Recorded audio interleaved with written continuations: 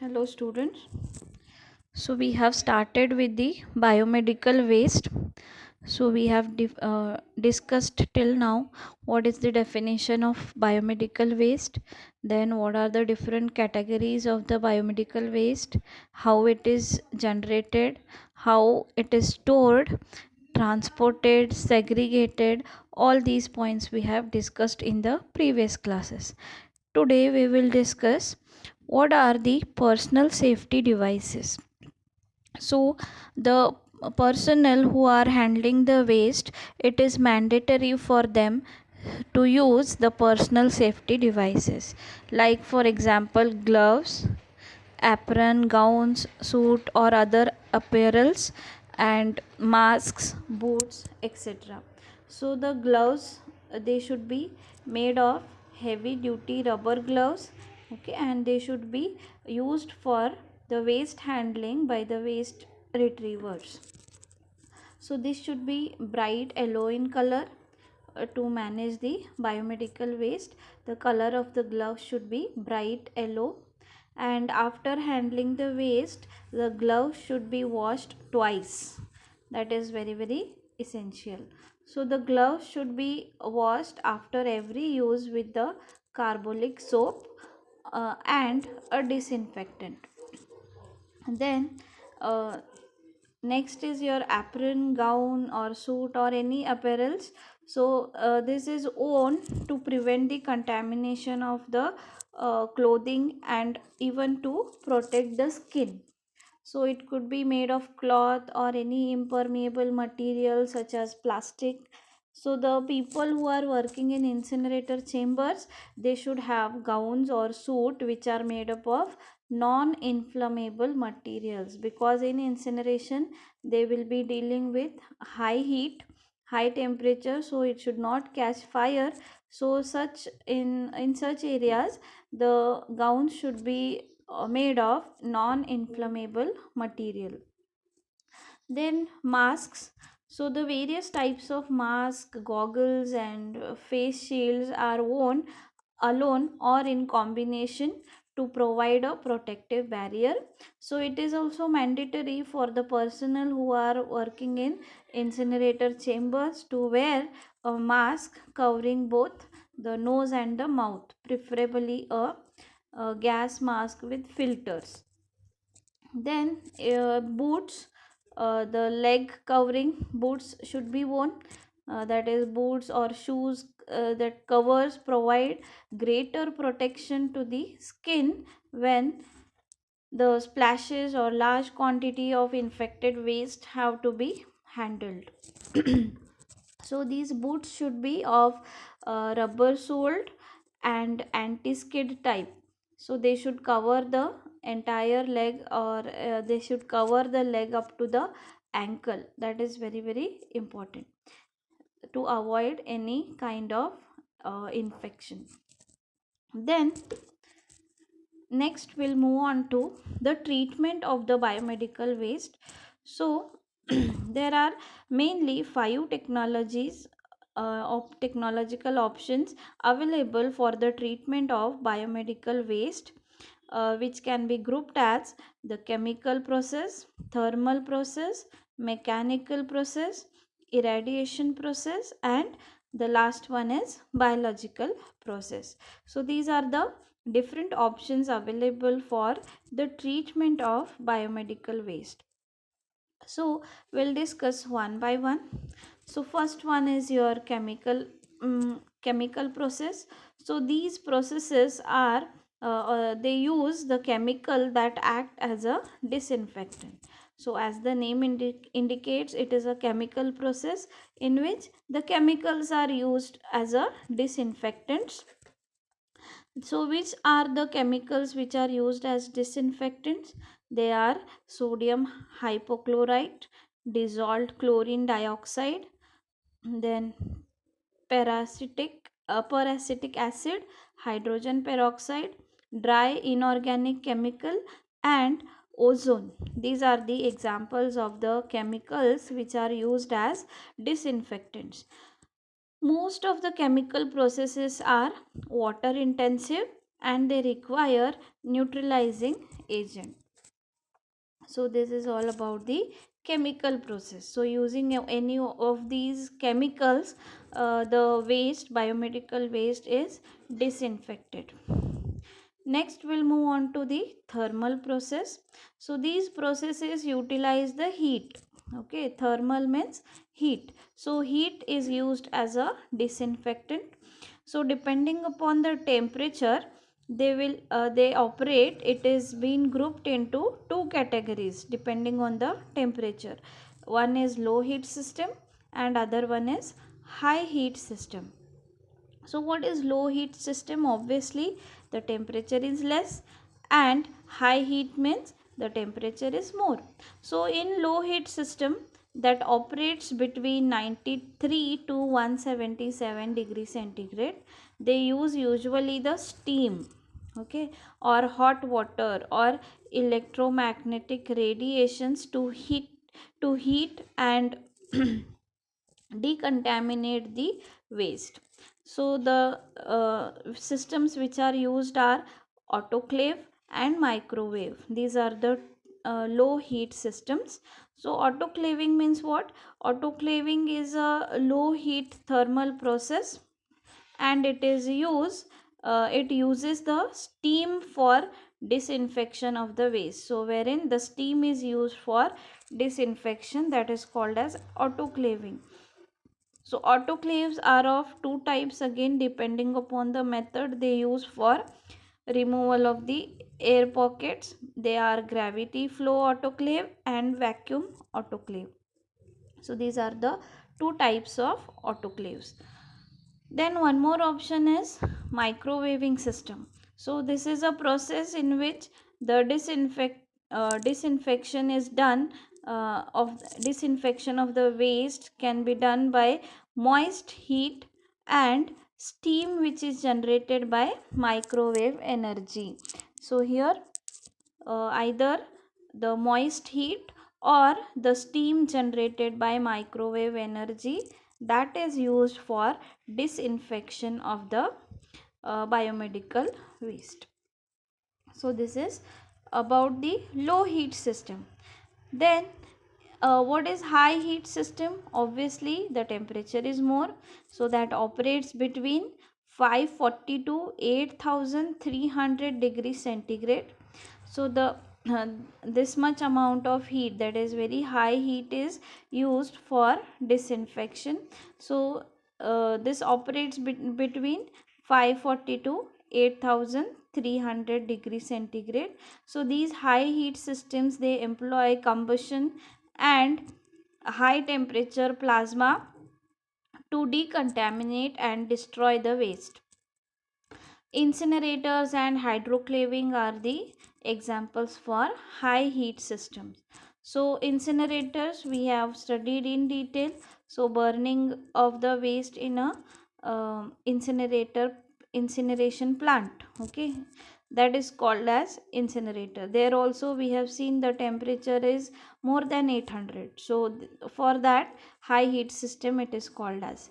Then hydroclaving means, hydroclaving is a steam treatment with fragmentation and drying of the waste. Here also the temperature used is very much high, so it is included in high heat system. So incinerator and hydroclaving, they are the two systems which are used for high heat system thermal process. Next we'll move on to the third process, that is mechanical process. So these processes are used to change the physical form or characteristics of the waste, either to facilitate the waste handling or to process the waste in conjunction with the other treatment steps.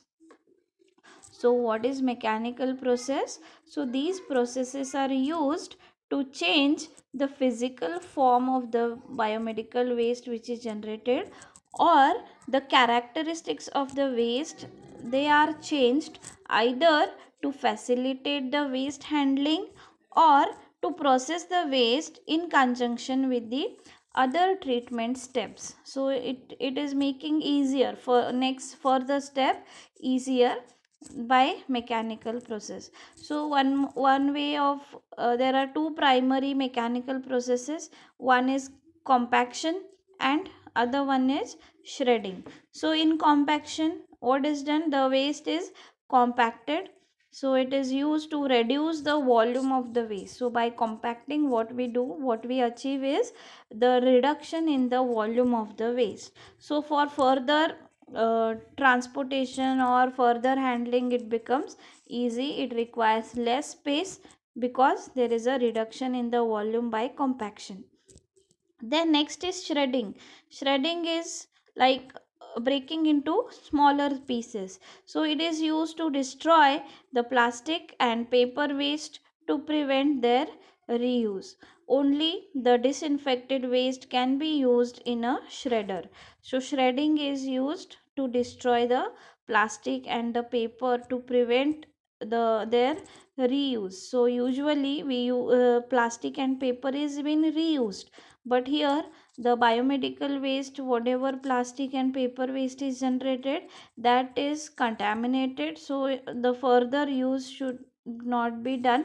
So to avoid the reuse of the plastic and paper which is generated by biomedical waste, to avoid the reuse, the shredding is done.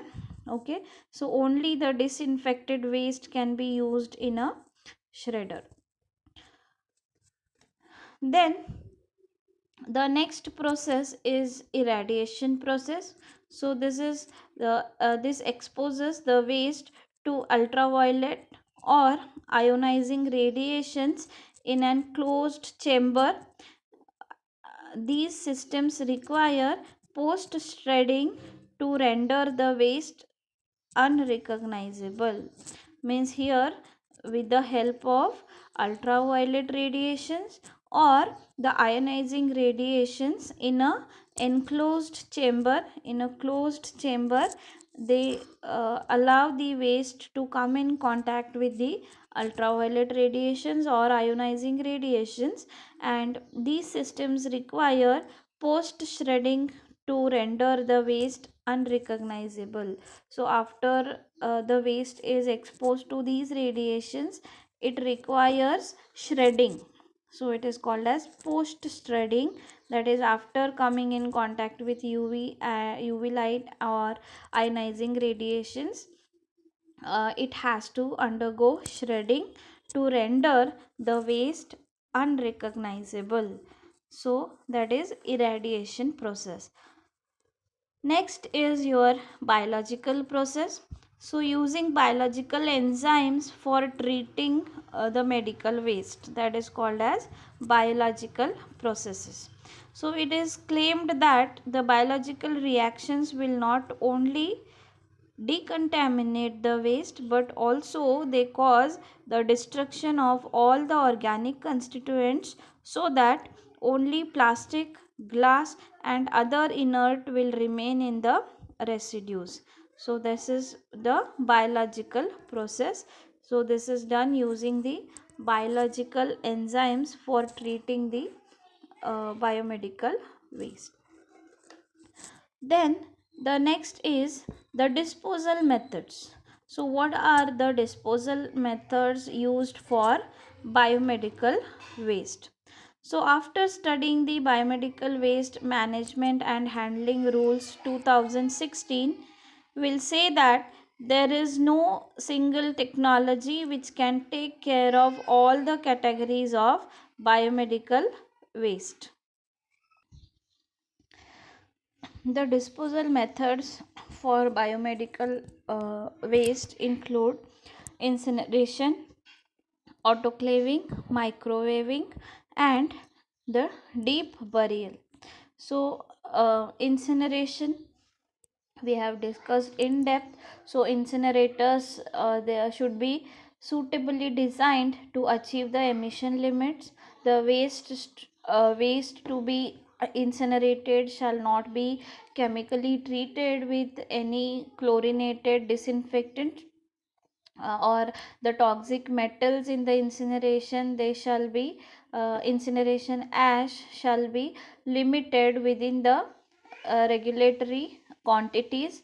Only low sulfur fuel like diesel shall be used as a fuel in the incinerators. So the incineration is a high temperature thermal process which is employed or employing the combustion of the waste under controlled condition for converting the waste which is containing the infectious and pathological materials into inert material, that is nothing but the ash and some gases which are coming up after burning of the biomedical waste.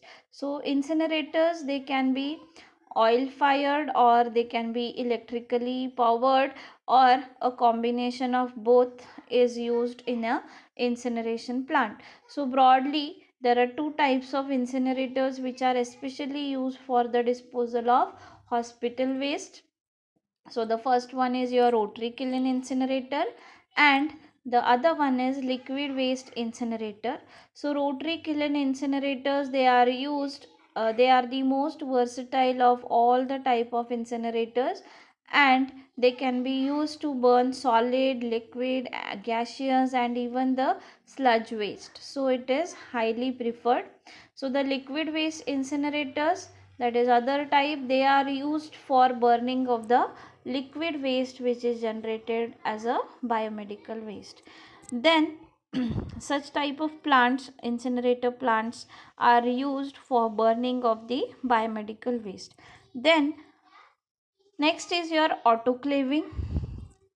So autoclaves should be dedicated for the purpose of disinfecting and treating of the biomedical waste. So when operating a gravity flow autoclave, the medical waste shall be subjected to a temperature of not less than 121 degrees centigrade, and the pressure here maintained is about 15 pounds per square inch, that is psi, for an autoclave residence time of not less than 60 minutes. So your disinfected way material or equipments which are used, they should remain in the autoclave at least for 60 minutes for complete disinfection of the equipment, or a temperature not less than 135 degrees centigrade, or a pressure of 31 psi for an autoclave residence time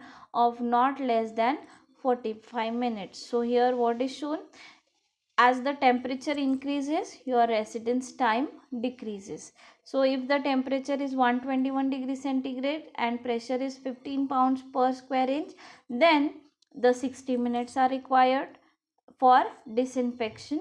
And if the temperature is 135 degrees centigrade and the pressure is 31 psi, then you need hardly 45 minutes. Or even if you increase more temperature, that is if it is 149 degrees centigrade and a pressure of 52 psi, in an autoclave residence time will be less than 30 minutes. It should not be less than 30 minutes. So minimum 30 minutes is the time required for the temperature of 149 degrees centigrade. So if the temperature is more, the residence time will be less. Then when operating a vacuum autoclave, the medical waste shall be subjected to a minimum of 1 per vacuum pulse to purge the autoclave of all air. The waste shall be subjected to the following conditions, like the temperature of not less than 121 degrees centigrade, and pressure which is used should be 15 psi, per an autoclave residence time of not less than 45 minutes. So as the temperature increases, your residence time decreases. Then the medical waste, shall not be considered properly treated unless the time, temperature and pressure indicates the stipulated limits. If for any reason these were not reached, the entire load of the medical waste must be autoclaved again until the proper temperature, pressure and residence time will be achieved. So it is mandatory to achieve the proper temperature, pressure and the residence time for proper disinfection of the biomedical waste. Then the next option is your microwaving. So microwaving is what? The microwave treatment shall not be used for cytotoxic or hazardous or radioactive waste. So these should be avoided in microwaving. Cytotoxic, hazardous and radioactive waste or contaminated animal cases and body parts of the large metal body parts, large metal items. So all these are avoided for in the microclaving. The microwave system shall comply with the efficiency test and the routine test. The microwave should uh, completely and consistently kill the bacteria and other pathogenic organisms, that is ensured by approved biological indicators at the maximum design capacity of each microwave unit. So microwave again it is used for disinfection of or to kill the bacteria and other pathogenic organisms which are found in biomedical waste. Then the last option is your deep burial. So deep burial, in this a pit is dig or a trench that should be dug about 2 meter deep and it should be half filled with the waste and then it is covered with the lime within 50 centimeters of the surface before filling the rest of the pit with the soil. So it must be ensured that the animals they do not have access to burial site. The cover, galvanized iron wire or mesh that should be used on the top. On each occasion, the waste are added to the pit. A layer of 10 centimeter soil that should be added to cover the waste. So it is like the decomposition method we have discussed, Bangalore method and Indore method. It is done in a pit and after dumping the waste every day it is covered with a 10 centimeter soil. So same way here also in deep burial it is practiced. So burial must be performed under closed and dedicated supervision. The site should be relatively impermeable and no shallow wells should be close to the site. So these are all the site selection or precautionary measures you have to take when you dig a pit for the deep burial. The pit which you are digging that should be distant from habitation and it is sited so as to ensure that no contamination occurs of any surface or groundwater. So here you have to take care that the surface water or groundwater should not get polluted. So wherever the water level or water table is very much lower, only in such areas you can go for this type of method, that is deep burial. The area that should not be prone to flooding or any type of erosion. Okay, otherwise the when flood comes, when the erosion takes place, these materials which are buried in the pit they will go along with the flood and it will contaminate the water. So we should avoid the such areas where the flooding or erosion is prominent. Then the location of the site shall be authorized by prescribed authority and the institution shall maintain a record of all the pits for the deep burial. Then for disposal of sharps, hospitals have to construct a concrete lined pit of about 1 meter length, breadth and depth. So that is for each hospitals to dispose the sharps, okay, whatever sharp equipments like your syringes or any other scalpels and all used for uh, the treating the patients, they should be buried, okay, in a concrete lined pit of about 1 meter length, breadth and depth, and cover it with a heavy slab having 1 meter or 1.5 meter high steel pipe of 5 centimeter diameter. So whenever the pit is full, the pipe should be sawed off, or you have to cut off, and the hole is filled with again the cement concrete. So such type of deep burials with concrete lining each hospital should have for the disposal of the sharps. So these are all the different methods of disposing the biomedical waste. So with this we conclude the biomedical waste and your module 4. Thank you.